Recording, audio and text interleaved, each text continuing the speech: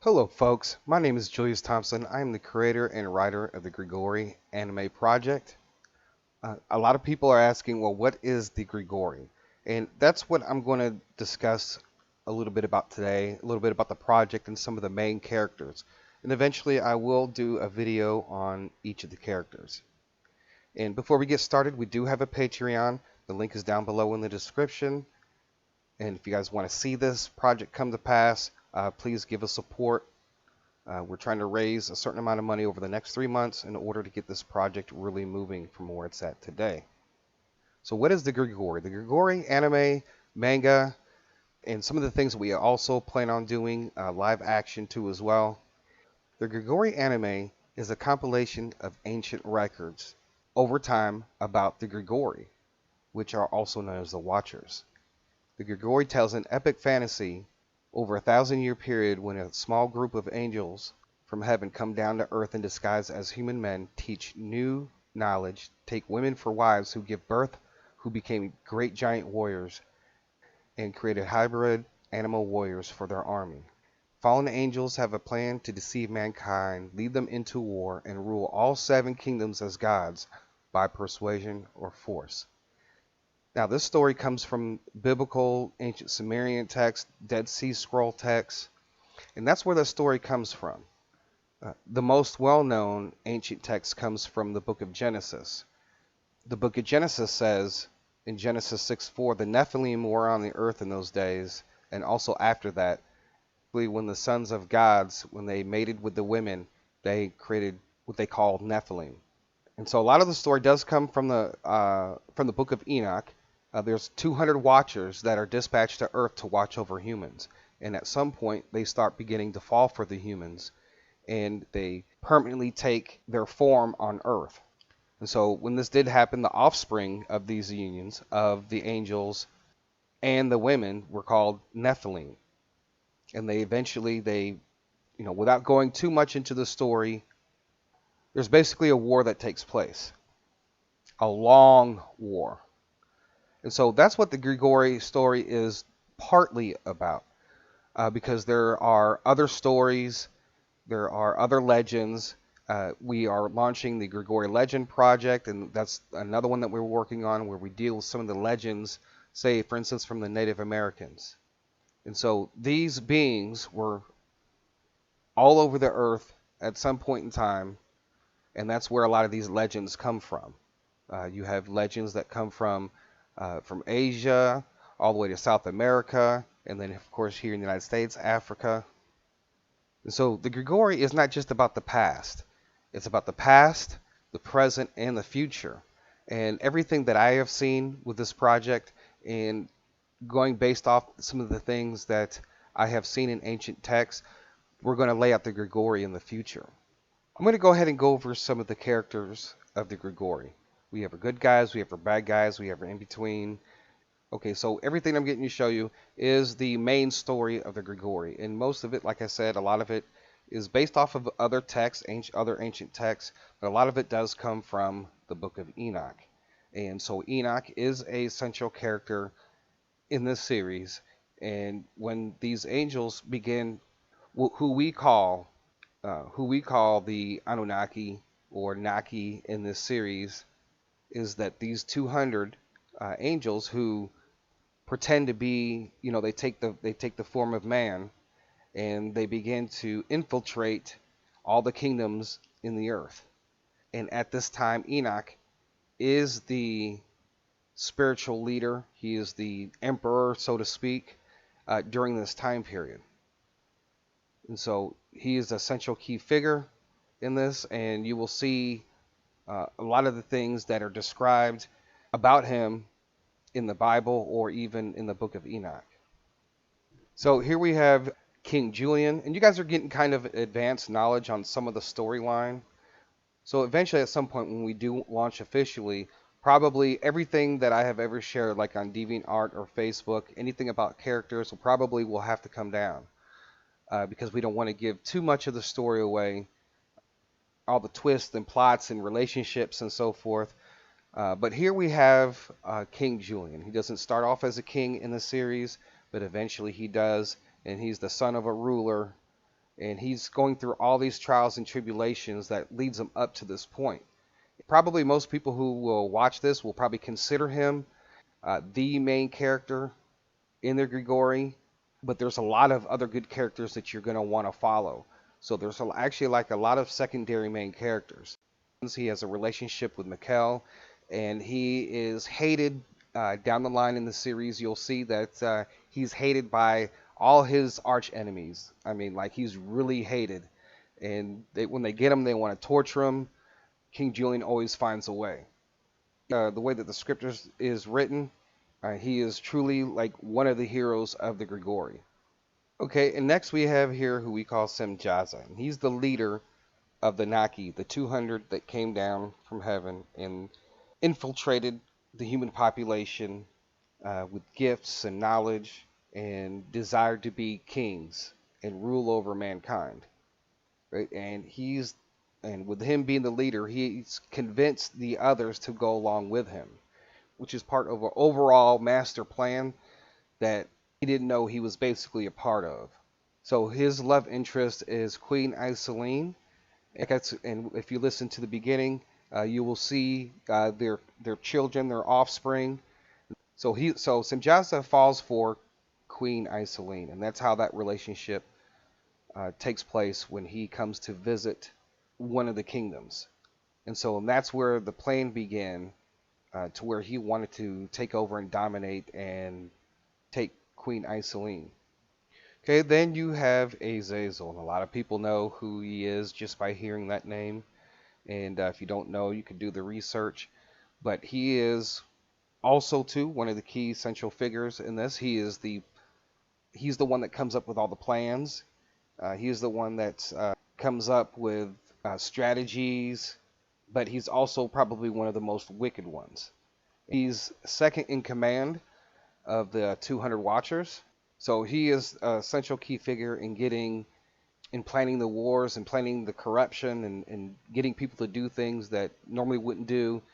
So that's the person he is. So you will also see him in the futuristic part of the Grigori, the same story, but also down the line in the future, in our time and also in the future. All right, and here we have next King Methuselah. He's also mentioned in ancient scripture too as well. And he is the son of Enoch, and he's got to go through his trials and tribulations and watch. He has to sit and watch and try to protect all these kingdoms from destruction in this long-term battle.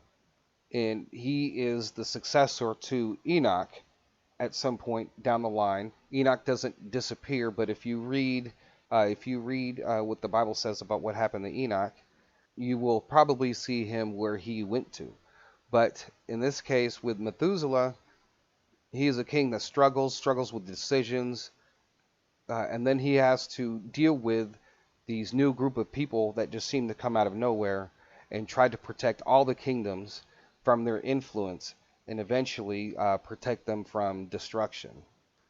So here we have one of the main antagonists of the first series called Lord Terra, and he wants revenge for his parents' death. His family was banished and were sent to where all the banished people go. And eventually, because of the Naki and their technology and showing them how to make weapons, he was able to get armed and try to seek revenge against all the kingdoms. Also, we have here Lord Hezron. He is the brother to Lord Terra, and he is he's one of those characters that we've written in the story and expanded his role. And once you see his character and how he is and how events take shape and form, either you're going to love this guy or you're going to hate him. All right, next we have Jezebel. She is a general in the. Yeah, I'm giving you guys a little bit of future because she will be known as one of the generals in the army that will come against the kingdoms, but she doesn't start off that way. So when the Naki first come, a lot of people are influenced, and she becomes one of those. And she's also a very powerful sorceress too, as well as a great warrior. And so she has this thing for Julian, and she's always trying to kill him, torture him, any chance that she can get, and you will see that whole thing play out. So you can also watch some of the things on my YouTube channel. There is a video that I did just with her, which was part of the trailer, and you can watch. And she's very ruthless. So I do look forward to seeing fans' reaction on this character. This is Queen Mikkel. She's Julian's love interest, and she's very important to Julian. And you're going to see that throughout the series. And she provides a vital role of emotional support in their trials and tribulations. So she's definitely one that a lot of people are going to like and love. So this is Queen Iseline, and she was the queen of King Hiroki. And King Hiroki, when the Naki came, he invited them in, and that's when Semjaza took notice of her and wanted to be with her. So that's when the ultimate plan started to start deceiving mankind and all that, and she got wrapped up into that and eventually becoming Semjaza's queen. Right? So you see her ups and downs about the whole situation, but then you also get to see her offspring too as well, and her character and how previous relationship with God and how it changes, and you will see at some point, what happens with this character. We also then there's also Queen Karina, and she comes in a little bit later on down the line in the first series. But she is one queen that saw the forecoming, what was happening, and decided to train herself, along with a lot of the other men and women in her kingdom, to start training and getting ready for what's about to take place. So you see her character really move forward, like I said, later on down in the series, and she has a rival with Jezebel too as well, and you'll see that throughout the series. They're both are equal in their fighting skills. And of course, Jezebel does have a little bit of advantage because she is involved in sorcery. But Queen Karina, you will see her. She is a central figure in the battle against the giants when that time period does come around. But she would be definitely one character that you will want to keep watching and keep wanting to see in the series. So then we have Gilgamesh. And Gilgamesh is one of Julian's arch enemies. And Gilgamesh is not always a giant. He grows up very fast. But down the line, you do see a rivalry between these two throughout the series. And folks, and I tell you, when I say that the Grigori series is not just about the past, but it's also about the future. Most of these characters do return, and it's not exactly them, but if you know anything about bloodlines, and somebody can look like somebody 200 years ago or 1,000 years ago, well, let's just say that could happen all at once in a time period where Grigori are back and they are getting ready to sow destruction into mankind. But Gilgamesh, he's very ruthless. He wants Julian dead at all costs, and you will see his character develop and grow, not just through the past, but also to the present as well. So what I'm getting ready to give you guys is a little bit about the future. We have here Professor Misaki, and he is the one in the beginning of the trailer, that archaeologist, and he's trying to find these giants, these legends of giants, and he's getting paid very well to do it. And so he's been traveling all over the world. Eventually, he does find it, and you're going to see what takes place after that. because that relates to where we're at now and also to in the future. Also, too, in the series, we have her name is Aichika, and she is in the future part of the Grigori. And you're going to see her as a child, and kind of you're going to see her grow up into this like soldier who is taking on the Grigori. So just giving you a little bit of the future that takes place within the story. So also too, you have hybrid animals. So that's one of the things that a lot of people don't get in the Book of Enoch, in the Book of Giants, in the Book of Jasher. You have ancient Sumerian. You have all these legends about monsters and creatures, the Minotaur, Centaur. So that's part of the story. And what a lot of people don't get is like a lot of the, especially in ancient Sumeria and in the Bible, not all angels are described as human looking like. Some of them are animal angels too as well. In that, we hear about all these hybrids. We hear it in legends. This is where I would believe that this is where this started, where you get the Minotaur and the Centaur and the whole and their warrior beings and all this. Some of them are really, really big. You know, you look at other creatures that have been described in legend, and so we're going to get all of that in there. You think about Medusa, and you think about the Zeus and the whole gods and all that. That is part of this story because it's all related. It all is connected, and a lot of it is telling the same story, but just from a different perspective. So you are going to see that in the story. So, and like I said, right now we are focused on trying to move forward the Grigori legends, and that's where we talk about the Paiute tribe and the legends of the Redhead Giants. And like I said, you will see a lot of return of some of these characters down the road in the future, and that's going to be the difference in the story. And even in our offshoot stories, say for instance, you look at Jezebel. I was saying before, some of these characters, like we look at Jezebel, right? But her actor name is really Caroline Jordan. So you're going to see her in other things, other offshoots of the Grigori. You may see her in other projects that I'm working on. I actually have a couple other projects other than the Grigori. I have The Heart, which is an anime series, and then I also have Grigori Nubaru. That's just an offshoot. I have other offshoots like Legends and a few others that I have in development.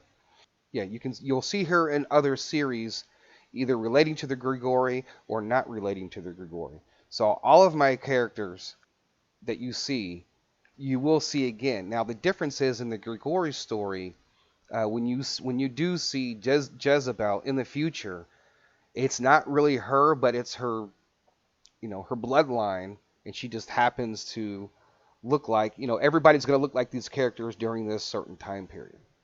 In essence, all the characters return, and their paths could be different than in the beginning of the story. So there's going to be all different kinds of things that you may see with all the different spin-offs we have of this story. So we do plan on doing manga, and I know that the industry right now, in the manga industry, it's really difficult. So that is a path that we do want to take, and but also we want the manga or comic to go along with the story. If there are things that are not told in the storyline, I say for instance like Star Wars, you have the movies, and then you have the books that kind of expand everything, right? And then you have comics that tell the short stories. But folks, and that's where we're at now. I've put a lot of time, effort, years into this project, thousands and thousands of dollars. Because when I first started in this, folks, I wasn't a writer, and I definitely was not an artist. And so the biggest challenge for me is the finances. And even with my writing, I self-learned how to write scripts, how to write just your basic script, your basic battles. And then now I'm able to take that and give it to a professional writer, and he's able to flesh it out and make it 100 times better than what it was. And that does cost. So that's why we ask for your support. The anime industry right now, to me, I grew up on anime, and it's not where it needs to be.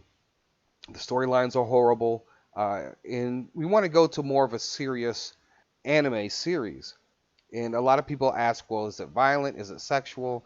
Those are a lot of questions that are asked all the time. We're describing the story, what's written in an ancient text. And a lot of it, including the Bible, has that in there. So we got to depict the battles and everything that takes place. But if you want to fully understand where I'm coming through with this project, send me a message on the Patreon. All right, so folks, I thank you for listening, watching. The Patreon link is down below in the description if you want to support this project. We're asking for 10,000 people for $1 a month. Please give us the support so we can move this awesome project forward.